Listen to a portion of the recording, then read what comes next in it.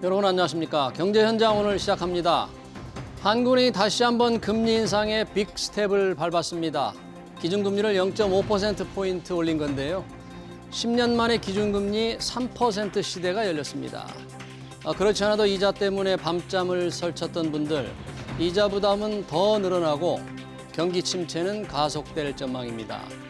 한은의 빅스텝이 불러올 후폭풍, 집중 진단에서 자세히 들여다보겠습니다. 유튜브 실시간 댓글 의견 주시면 토론에 반영합니다. 경제 현장 오늘입니다.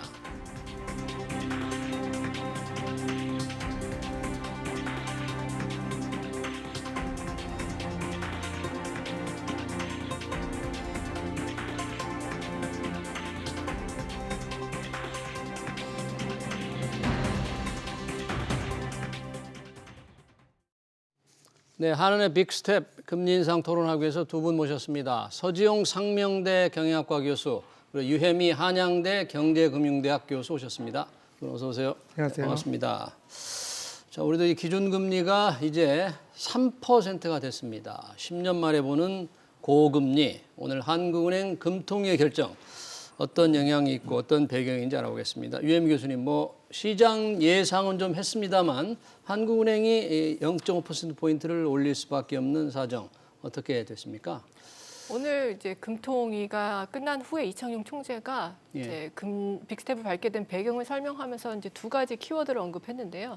하나는 이제 물가고 두 번째는 환율입니다. 그러니까 그동안 이제 물가가 사실은 상승률이 조금 둔화되는 듯이 보이긴 했지만 근원 소비자 물가지수 상승률이라고 하는 즉 에너지나 아니면 식료품과 같이 변동성이 굉장히 큰 그리고 통화 정책의 효과가 즉각 나타나지 않는 이런 재화와 서비스를 제외하고 나머지를 살펴봤을 때는 소비자 물가지수 상승률이 이제 오히려 조금 높아지는 그런 추세를 보이고 있었거든요. 그러니까 최근 2개월간 그런 이제 모습을 보였고 또 물가 상승률이 전반적으로 5, 6% 계속 높은 수준을 유지하고 있었던 데다가 최근에 이제 환율이 굉장히 급등을 했죠. 그래서 이 환율 급등이 사실은 수입 물가의 가격을 올려서 다시 또 물가 지수를 자극할 그런 위험성이 충분히 존재를 하고요.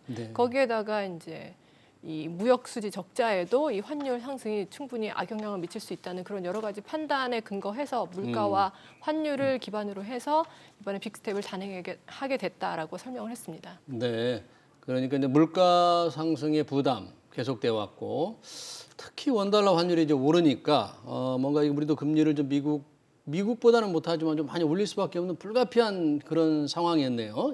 예, 그렇습니다. 지금 유 교수님 말씀 잘 해주셨는데 사실 물가 요인이 사실 중요한 거죠. 금통위에서 결정하는 물가 요인이 중요한데 사실 소비자 물가 지수가 지금 5.6% 지금 9월에 발표한 지수만 보면 타겟 그 물가에 어떻게 보면 약 3배 정도 되는 수치이기 때문에 상당히 높다.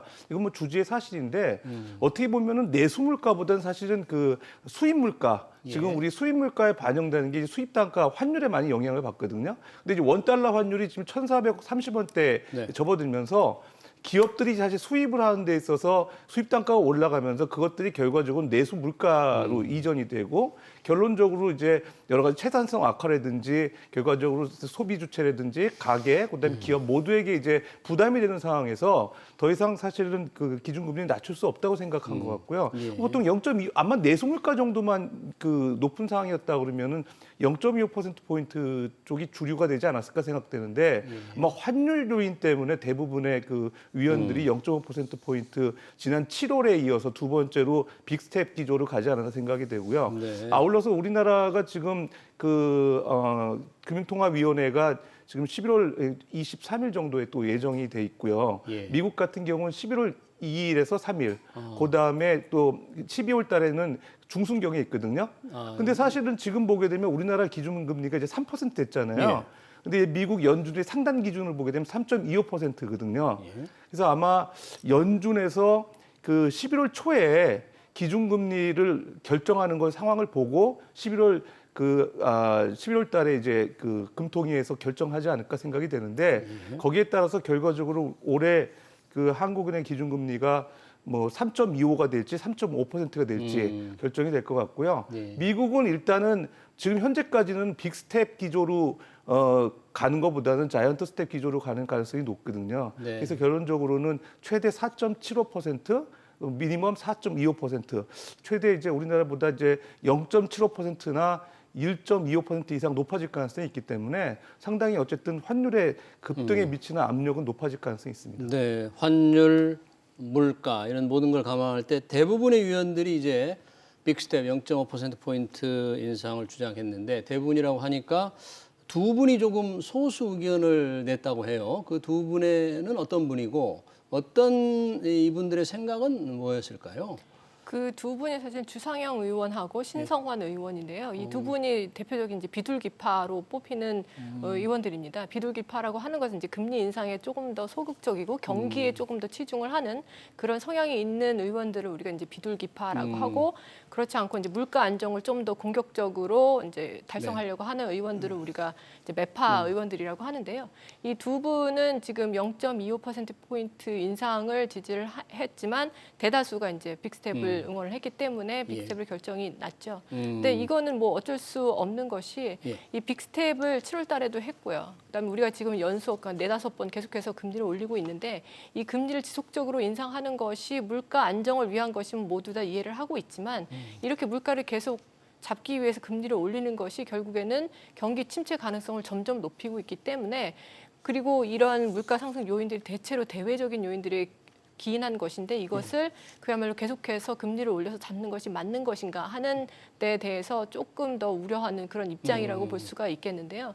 이번에 근데 이창용 총재가 이제 그 금통위 직후에 있었던 기자간담회랑 그다음에 통방에 대한 그런 내용에 대한 그 발표를 할 때 사실은 그 물가 상승의 요인이 수요 측 요인이든 공급 측 요인이든 아니면 경기 침체가 다가오든 우리는 물가 안정을 가장 최우선 목표로 놓고 금리 인상 기조를 지속하겠다고 확실하게 발표를 했거든요.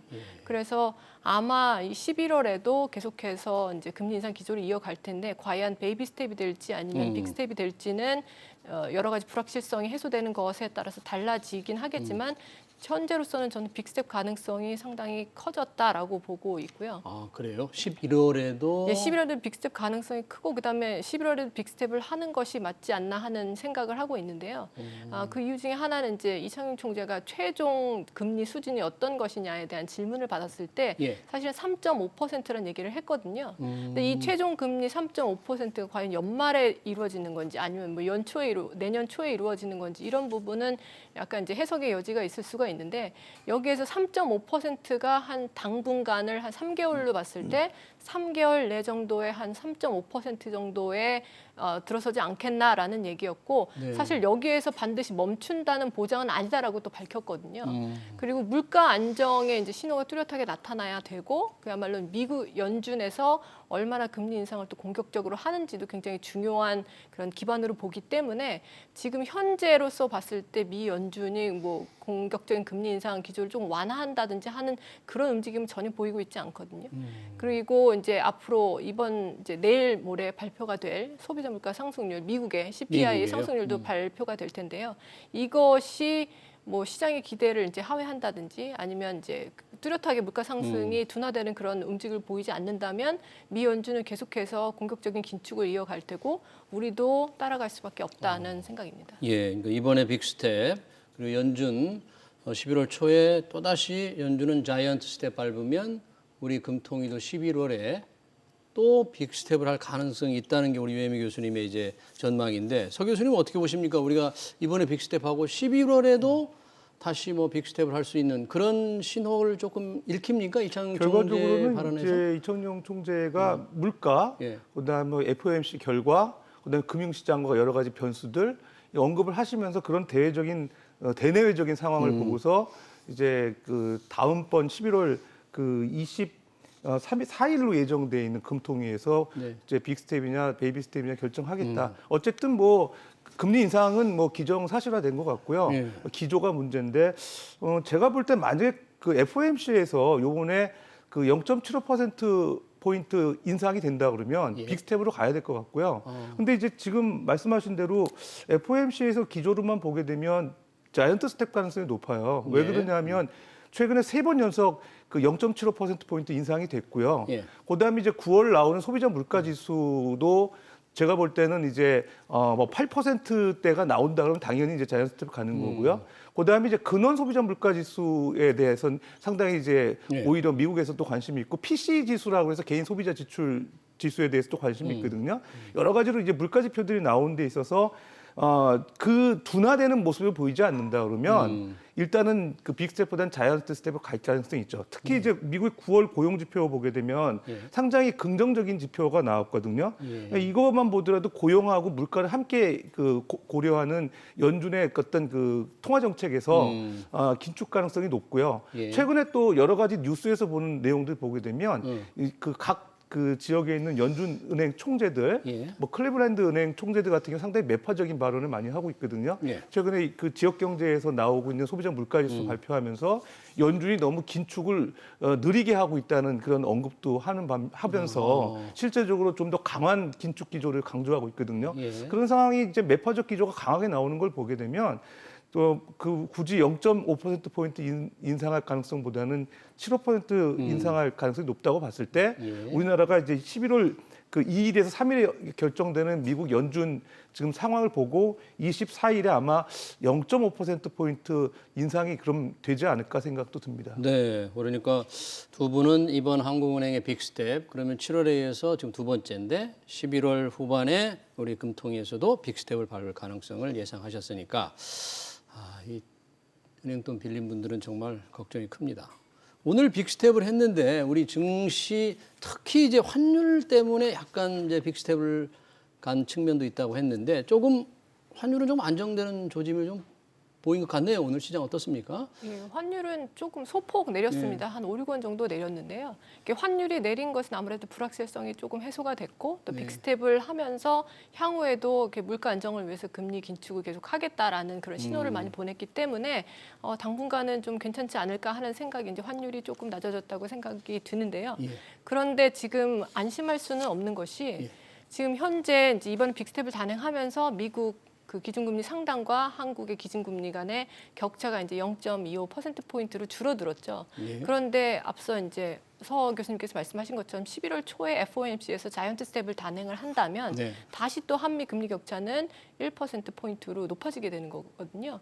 그래서 11월 달에 우리가 조금 더 후에 이제 빅스텝을 단행한다고 하더라도 이것이 다시 줄어들었다가 12월에 FOMC에서 또 한 빅스텝 정도 해주게 되면 연말에는 한미 금리 격차가 뭐 1.25%포인트까지 날 수도 있다고 생각이 되는데요.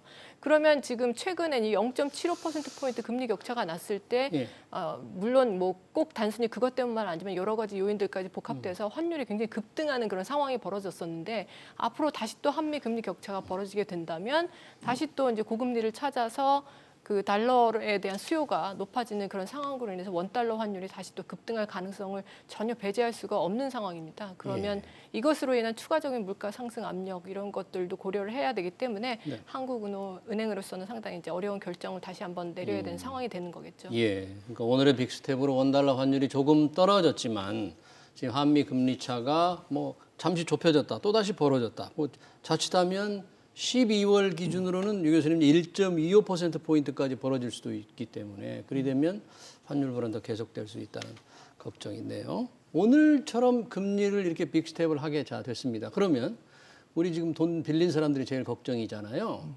어떻게 됩니까? 주담대 주택담보대출 금리 지금도 이미 뭐 7%를 지금 넘나들고 있는데 영향이 어떻게 나타날까요? 일단은 한국은행에서 0.5%포인트 기준금리를 인상했을 때 시장의 대출 금리는 가계 부분에 대해서는 0.59%, 그다음에 기업 같은 경우는 0.51%포인트 그 같이 상승하는 걸로 이렇게 분석에서 나오거든요. 한국은행에서 발표하는 그런 민감도 분석 보게 되면 같은 시장 금리 이 측면에서 이제 기준금리가 올라갈 때 민감도가 이제 가계 부분이 조금 더 빠른 것 같아요. 그러다 보니까 최근에 이제 주담대에 대한 변동금리, 그다음에 이제 고정금리에 대한 관심들이 많은데 대체적으로 이제 고정금리가 이제 그 은행들이 부담하는 향후에 그 금리 상승에 대한 리스크를 감안하기 때문에 좀 높거든요. 그래서 지금 고정금리 그 이제 주담대 고정금리형 같은 경우는 지금 7%에 거의 육박하고 있는 상황이고요. 보다 조금 낮은 이제 변동형 금리 유지되고 있는데 만약에 그 수준까지 지금 만약에 한국은행에서 또 한 번 다시 빅스텝 이상으로 간다 그러면 뭐 7% 중반까지 또 가겠죠. 그러면 상당히 이제 차주들이 부담이 되는데 실질적으로 가계부채 같은 경우에 지금 이제 우리 가계부채 그다음에 이제 그 기업 그 어떤 채무 이런 쪽까지 합치면 GDP의 한 신용 그러니까 전체 민간 신용이 한 221% 정도 된다 그래요. GDP예요. 예, GDP에. 네, 네. 그러니까 한 4,600조 정도 되는 것 같습니다. 근데 실제적으로 이제 0.5% 포인트 이제 금리가 인상이 됐을 때 가계 부분에서 이자 부담은 한 8조. 그다음에 기업은 한 9조 정도. 그러니까 둘이 합치면 17조 원 정도가 늘어나는 걸로 이제 추산이 되거든요. 예. 그러면 결론적으로 앞으로 이자 부담이 이제 17조 원이 더 늘어난다는 네. 그런 통계가 되고 기업 입장에서도 가게만 생각하지만 기업도 최근에 이제 기업 대출이 많이 늘고 있어요. 왜 그러냐면 예. 증시가 안 좋다 보니까 직접 금융을 통해서 자금 조달이 안 되니까 상대적으로 금리가 낮은 대출을 이용하려고 하는 기업들이 많은데 이만큼 수요가 많다 보니까 또 이제 은행 문턱이 높아지고 결론적으로 이제 또 돈 빌리기 어려워지는 지금 상황이 된다 그러면 예. 기업도 사실 자금 조달이 어려우면 투자가 어려워지면서 고용이 사실 개선이 되지 않고 상당히 실적이 둔화되는 그런 그 소위 말해서 매크로 경제 환경으로 인해서 펀더멘털한 측면에서 상당히 실적이 안 좋아지는 것도 우려될 수 있는 상황입니다. 네. 그러니까 0.5%만 올라도 가계가 한 8조, 기업이 한 9조 정도 추가적인 이자 부담이 생긴다 이거죠. 그렇습니다. 그러면 특히 이제 빚이 많은 분들이라든지 소득이 좀 낮은 분들이라든지 이른바 취약차주들이 훨씬 더 타격이 크겠네요. 이런 경우에는. 예, 그렇습니다. 한국은행이 이제 발표한 거에 따르면요. 예. 그 1인당 이제 이자 부담이 얼마만큼 늘어날지도 계산을 예. 해서 발표를 했는데 그 1인당 차주별로 이 이제 빅스텝을 단행했을 때 늘어나는 이제 이자 부담이 32만 7천 원 정도 되고요, 1년에. 예. 그런데 이제 취약한 차주는 그거보다는 적습니다. 왜냐하면 취약 차주기 때문에 아무래도 대출이 그 양이 그거보다는 조금 적을 수 있겠죠. 신용 등급이 낮거나 하게 되면요. 그래서 1인당 평균 25만 9천 원 정도 이제 추가 이자 부담이 있는데요. 아무래도 이 취약 차주분들이 소득이 좀 더 낮은 계층일 가능성이 높다 보니까 소득 대비한 이자 부담은 상당히 높아질 걸로 생각이 됩니다. 예. 여튼 이자가 올라가니까 영끌 한때 문재인 정부 마지막에 집을 사느라고 다 돈 빌려서 정말 산 분들 그런 분들이 지금 밤잠을 설칠 텐데 이자 부담에 따른 이 부동산 시장의 영향, 돈을 빌려서 집을 산 사람들의 타격 어떻게 지금 우리가 어느 정도는 좀 걱정을 해야 할 만할까요? 예, 지금 좀 전에 말씀드린 바와 같이 이제 가계 부분에 대해서도 이자가 늘어나는 게 한 8조 원 정도 되니까 이제 개인 특히 이제 주담대 빌리신 분들 같은 경우는 뭐 매월 나가는 이자 비용이 커질 거 아니겠습니까? 근데 대체적으로 보면 이제 이런 금리 상승기에는 사실 이제 고정형 대출로 갈아타는 게 일반적이긴 한데 우리나라의 구조적인 특성상 지금 변동형 대출, 특히 전세 대출 같은 경우 그 변동형 대출을 이용하신 분이 93% 정도 돼요. 그 내용을 보게 되면 뭐 미래에는 이제 금리가 올라가니까 이자 부담이 있을 거라고 생각해서 저 변동으로 이제 고정으로 갈아탈 거라 생각하지만 당장 매월 내야 되는 이자가 커지다 보니까 엄두를 잘 못 내고 있지 않나 생각이 되고요. 그러다 보면 결론적으로는 이런 상환 기간을 좀 연장을 해서 기간을 늘려가지고 매월 내는 이자 부담을 좀 줄여주는 그런 방법이 있죠. 그러니까 원리금 균등분할 방식으로 대부분 주담대 이용하시고 있거든요. 그러면 이제 기간을 이제 3년에서 뭐 6년 이렇게 배로 늘려주게 되면은 그 이자 내는 원리금 그 할당액에서 줄어들게 되지 않습니까? 그런 식으로 이제 기간을 늘리는 방법도 있고요. 그다음에 정부가 지금 추진하고 있는 대환대출 프로그램 중에서 여러 가지로 이제 높은 금리를 낮은 금리로 이제 갈아탈 수 있게끔 하는 정책 상품들이 많은데 자격 조건이 좀 까다로운 부분들도 있는 것 같아요. 뭐 부부 합산 소득이라든가 아니면 기존의 아파트 가격이 일정 부분 이하여야 된다든가 이런 부분들을 좀 한시적으로 조정해서 최근 이제 기준금리가 올라가는 거에 따른 이자 부담이 커지는 상황에서 이런 그 취약차주 플러스 모든 어떤 차주분들의 어떤 금리 부담, 이자 부담을 좀 완화시켜주는 정책 대안이 좀 나올 필요가 있다 생각이 됩니다. 이렇게 금리가 올라갈 때는 뭔가 하여튼 취약차주를 돕기 위한 좀 정책적인 배려가 필요하다는 주장이신데 지금 시장의 또 하나 걱정이 부동산 시장입니다. 지금 이미 부동산 시장이 상당히 좀 거래 절벽이다 할 정도로 지금 가격이 급격하게 떨어지고 있는데 오늘 또 빅스텝, 또 한 차례 빅스텝 계속 된다면 시장의 이 충격은 더 커질 것 같네요.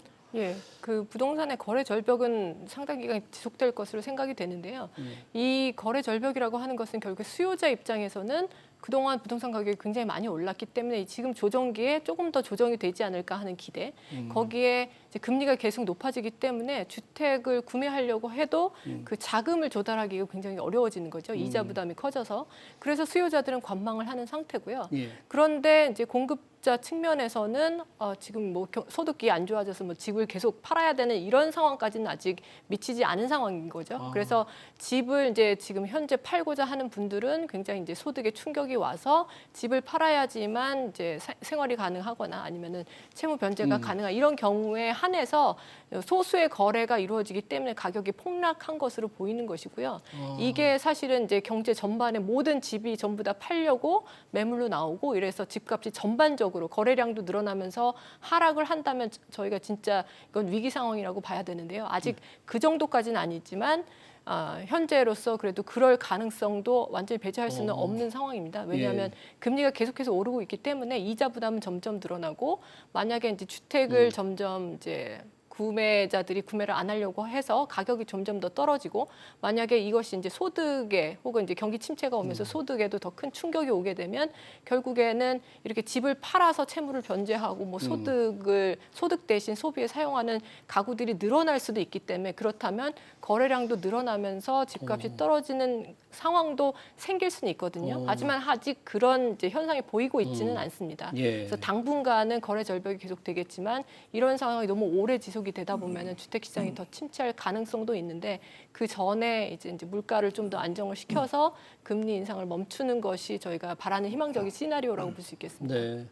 이창용 총재도 오늘 금리 인상 결정 후에 기자회견을 통해서 부동산 시장 추가 하락 가능성이 있다. 뭐 이런 표현을 하셨더라고요. 예, 그러니까 상당히 좀 경계하는 발언 같아요. 장 총재 말씀. 네, 그렇습니다.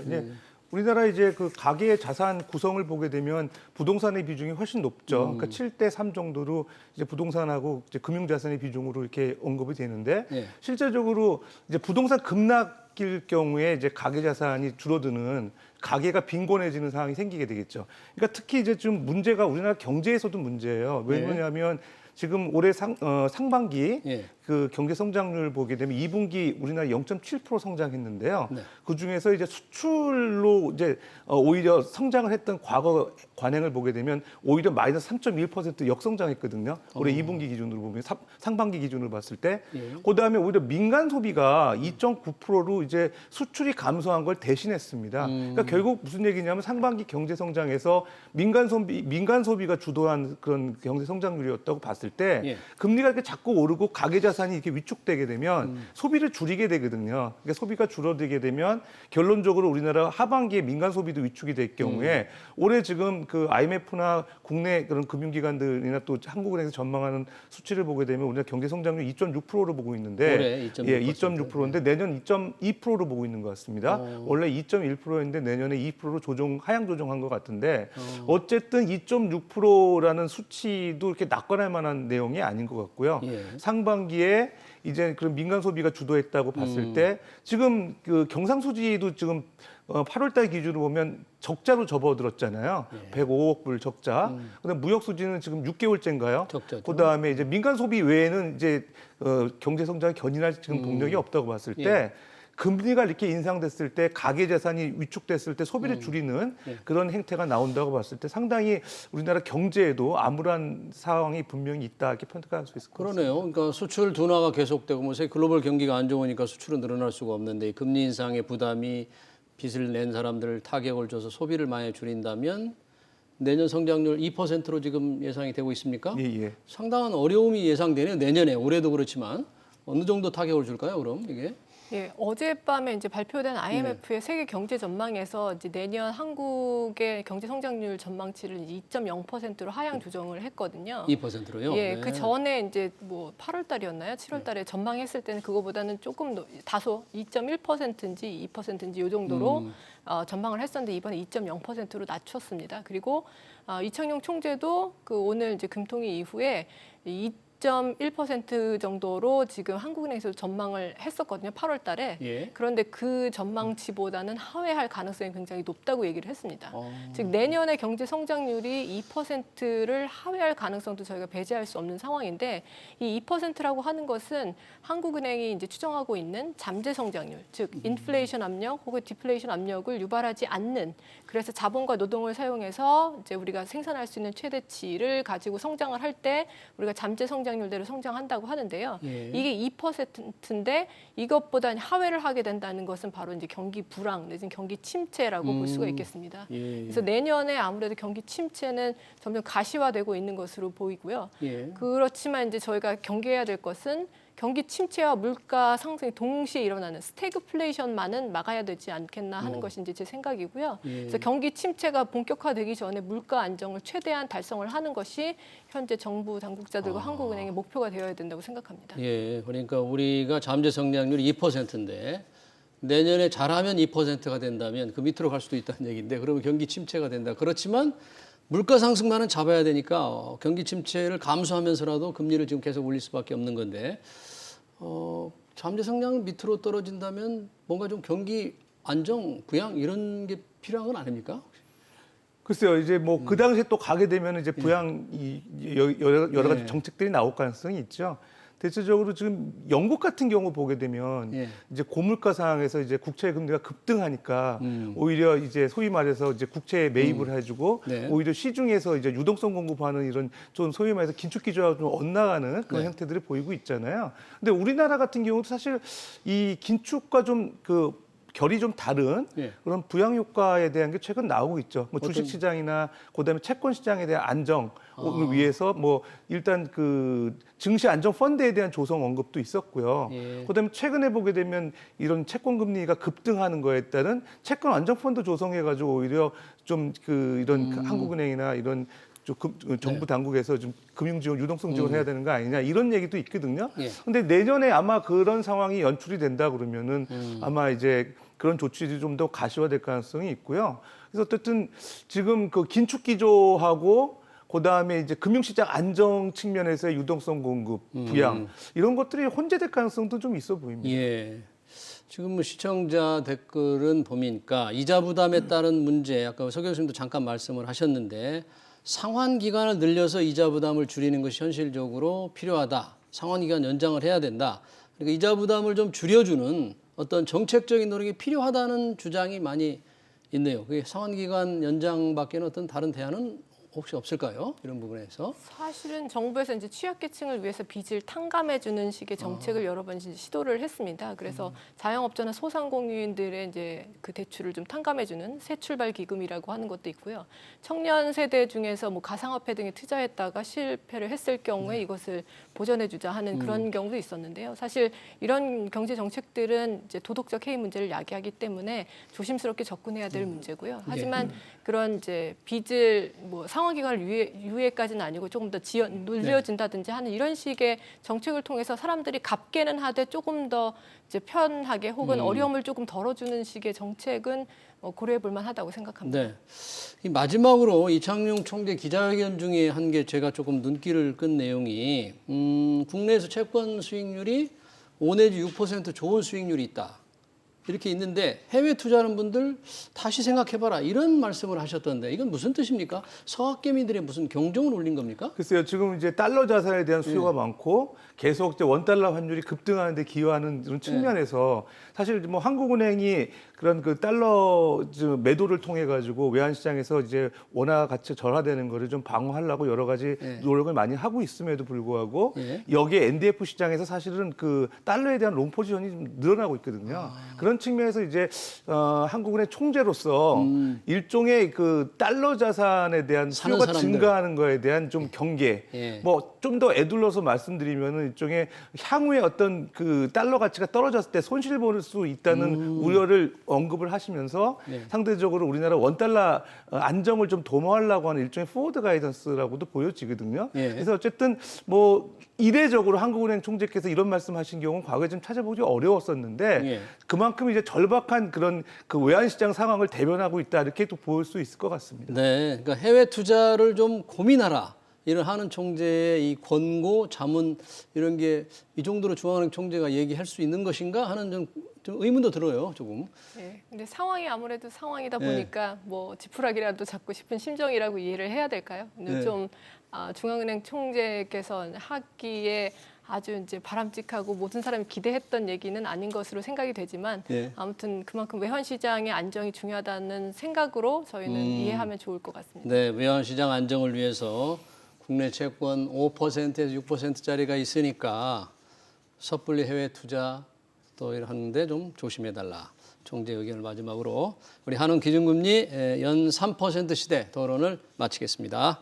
지금까지 서지용 상명대 경영학부 교수 그리고 유혜미 한양대 경제금융대학 교수였습니다. 두 분 고맙습니다.